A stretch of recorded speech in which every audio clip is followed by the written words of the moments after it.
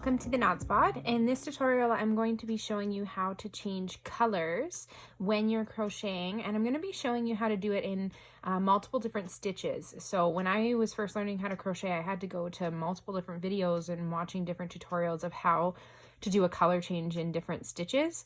So in this tutorial I'm just going to show you how to do it all in one video. So we're going to start with the single crochet. So I've made up a little swatch here of single crochet. So as you're going and you're coming to this last stitch that you want to change the color in the next row, what you're going to do is you're going to insert your hook into the last V-stitch, just as if you were going to continue on single crocheting. You're going to yarn over and pull up a loop so that there's two loops on your hook. So I'm going to grab my new color and I'm going to just put it on my hook as if I was taking the white and yarning over and pulling through that single crochet to finish it off. But instead of finishing off with the white, I'm going to finish off with the blue or whatever color you're changing to and pull up a loop. So you just finish that single crochet and then I just pull it down tight. Now, a couple things you can do. You don't have to. You could just chain one and continue going on with your single crochets. And you can take this yarn if you want to go, let's say you're making a blanket and you don't want to weave in all of your ends every time you change color. You can just take this yarn with you, put it over top of your stitch like this. You can just pull these loops with you. And pull up a loop, do a single crochet, and then that will just take it with you and it'll basically weave in the ends for you. Another thing that you can do, which is sometimes what I like to do, is you can tie this end onto the white here. So you can just make a little knot, and this is with every color change, not just the single crochet. And then same thing, you could take your ends with you if you wanted to. This just is more of a secure hold for it.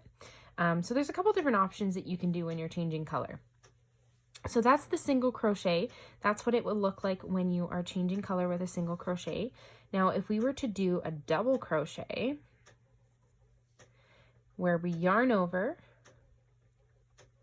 insert our hook into the stitch, yarn over, pull up a loop, and you've got 3 loops on your hook there.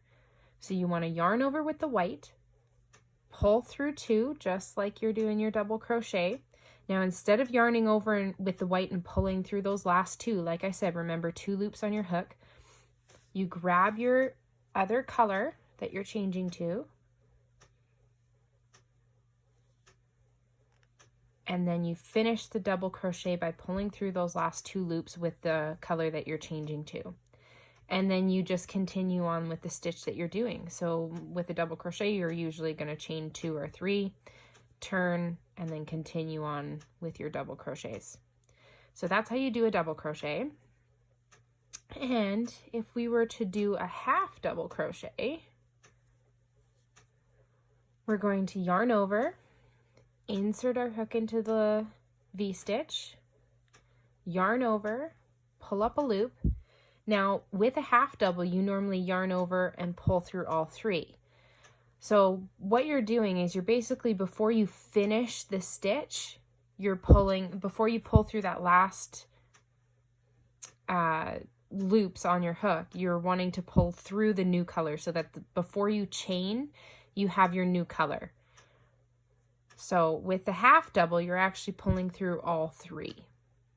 So that's kind of the only one that you're not going to be having 2 loops on your hook. You're going to have 3, and then you just chain up however many you're working with in your pattern, and then you turn and you continue on.